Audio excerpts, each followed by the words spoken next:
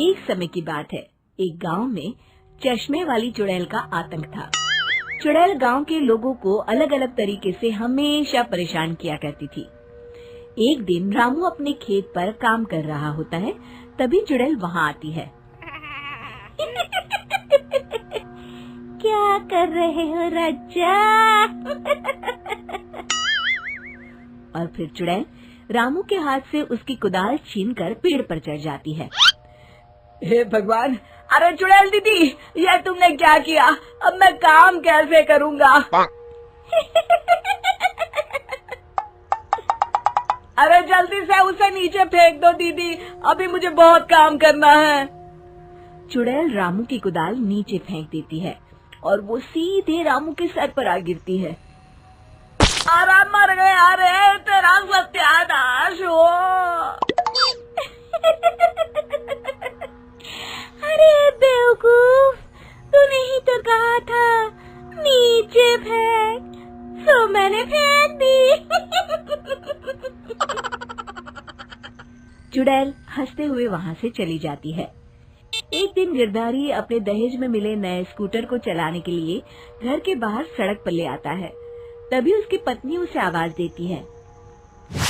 अरे सुनिए जी, आप अपना बटुआ घर पर भूल गए हैं, इसे लेते जाइए। गिरधारी स्कूटर पर चाबी लगी छोड़कर बटुआ लेने घर के अंदर चला जाता है। तभी वहाँ चश्मे वाली चुड़ैल आ जाती है और स्कूटर पर लगी चाबी देखकर हंसते हुए कहती है, कितना बड़ा बेवकूफ है, स्कूटर पर चाबी लगी छोड़कर चला गया। अब तो इसे मैं चलाऊंगी।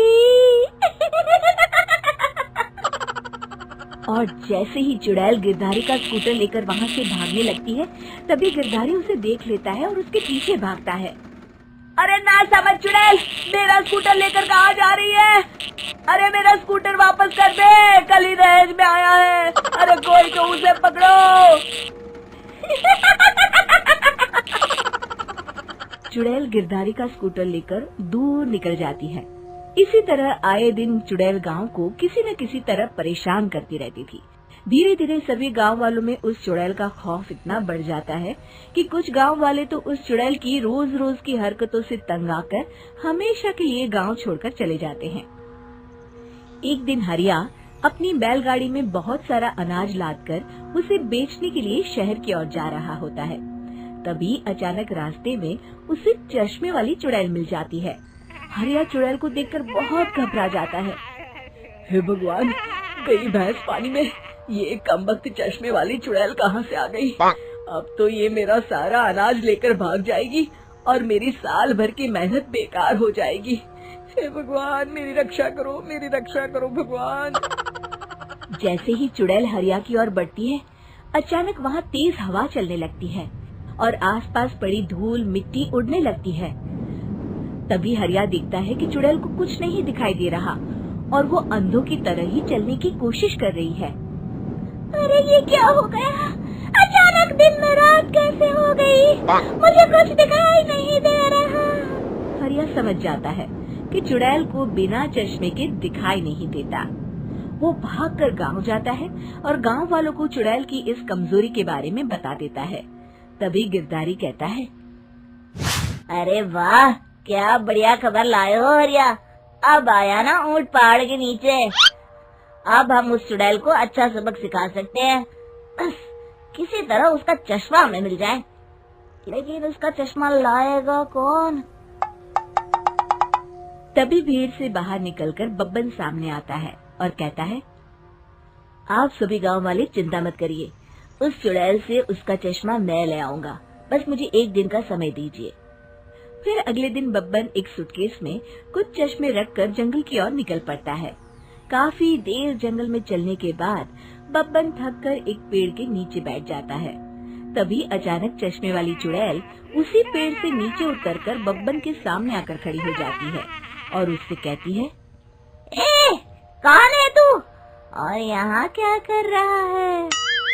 अरे चुड़ैल दीदी, मैं तो तुम्हें ही ढूंढ रहा था। चुड़ैल हैरानी से बब्बन से पूछती है, अरे कहीं तो पागल तो नहीं हो गया?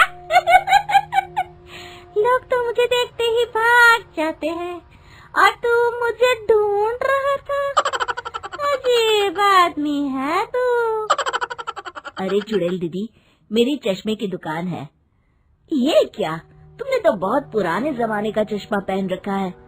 अगर तुम कहो तो मैं तुम्हें इसी वक्त नया चश्मा दे सकता हूँ। मेरे पास बहुत बढ़िया बढ़िया चश्मे हैं। फिर बब्बन चुड़ैल को कुछ चश्मे दिखाते हुए कहता है, ये चश्मा बड़े से बड़े आंधी तूफान से तुम्हारी आंखों को बचाएगा। इसे लगाने के बाद तुम्हारी नजर चील की तरह तेज हो जाएगी। फिर तुम अपने शिकार को दूर से ही देख सकोगी चुड़ैल दीदी। अरे वाह, ये तो बड़े काम का चश्मा है। ला ला, जल्दी से मुझे दे दे। हाँ, अभी देता हूँ। पहले वो अपना पुराना चश्मा तुम मुझे दे दो। मुझे देखना पड़ेगा इनमें से कौन सा चश्मा तुम्हारे लिए सही रहेगा। चुड़ैल जल्दी से अपना चश्मा उतारकर बब्बन को दे देती है और बब्बन चुड़ैल का चश्मा अपने सूटकेस में बंद कर लेता है। अरे इतनी देर क्यों लगा रहा है? जल्दी से मुझे चश्मा दे। चश्मे के बिना मुझे कुछ दिखाई नहीं देता। क्या कर रहा है तू? तभी बब्बन हंसते हुए कहता है, अरे बेवकूफ चुड़ैल, अब ये चश्मा तुझे नहीं मिलेगा। बहुत दिनों से तूने पूरे गांव को परेशान करके रखा था। अब भटकती रहे इस जंगल में।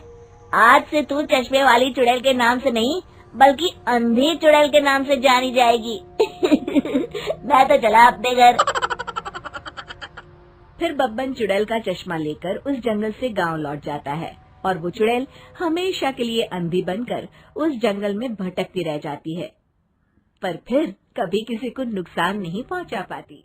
आज का दूसरा एपिसोड। चुड़ैल पार्ट 1। ऊंची ऊंची पहाड़ियों और घने जंगल से घिरा हुआ भैरवगढ़ गांव काली पहाड़ी के ठीक पीछे था। काली पहाड़ी यानी मौत का घर। भैरवगढ़ गांव तक पहुंचने का रास्ता बेहद दुर्गम था। लगभग 24 घंटे घने तूफान और तेज हवाओं की वजह से वहां के वीराने माहौल की कहानियां लोगों के दिलों को दहला देती थी। ऐसे बहुत कम लोग थे जो भैरवगढ़ गांव तक जाने की हिम्मत करते थे। लोगों का कहना था कि इस गांव के आसपास बुरी आत्माओं का साया मंडराता है। गांव के रहने वाले लोगों ने वैसे तो अपनी आंखों से किसी बुरी आत्मा या साये को नहीं देखा था, लेकिन गांव का बच्चा बच्चा इस बात को महसूस कर सकता था कि गांव के ऊपर कोई तो खौफनाक साया मंडरा रहा है। और उसकी वजह ये थी कि उस गांव में जैसे ही कोई लड़का 18 साल का होता, उसके 18वें जन्मदिन की रात ठीक 12 बजे अकस्मात उसकी मौत हो जाती। हर बार ये मौतें बड़े ही रहस्यमयी ढंग से होती और इस बार सरपंच सुमेर के बेटे को 18 साल होने में अब बस 15 दिन बाकी थे। अजी सुनते हैं, हमारा बेटा भी कुछ दिन बाद 18 साल का हो जाएगा। कहीं वो डायन उसे भी खा गई तो? कैसी बातें कर रही हो? जब वो इस गांव में ही नहीं है तो कोई भी डायन या बुरा साया उसका कैसे कुछ बिगाड़ सकता है? उसे कुछ नहीं होगा। हाँ जानती हूँ, आपने उसे पढ़ाई के बहाने इस गांव से बाहर निकाल शहर भेज दिया है, लेकिन ये भी तो सच है ना कि वो बार बार यहाँ आने की जिद करता रहता है। वो चाहे कितनी भी जिद कर ले जानकी, पर मैं उसे इस गांव में कभी वापस नहीं आने दूंगा।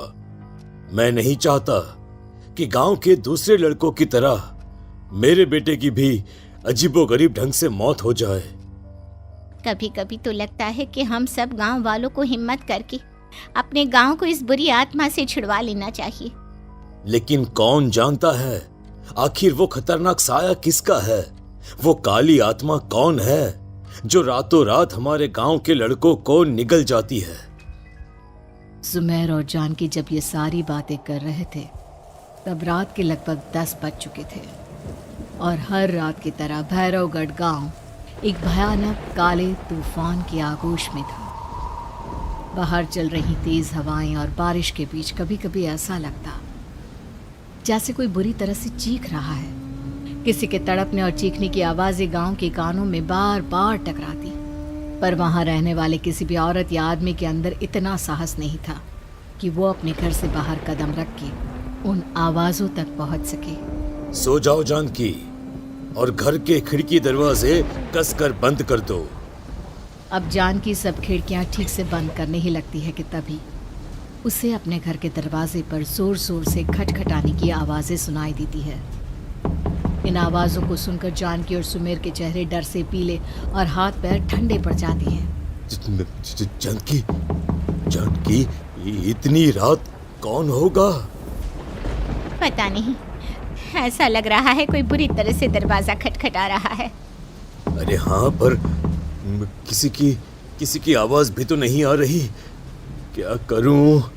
दरवाजा खोल लूं या नहीं?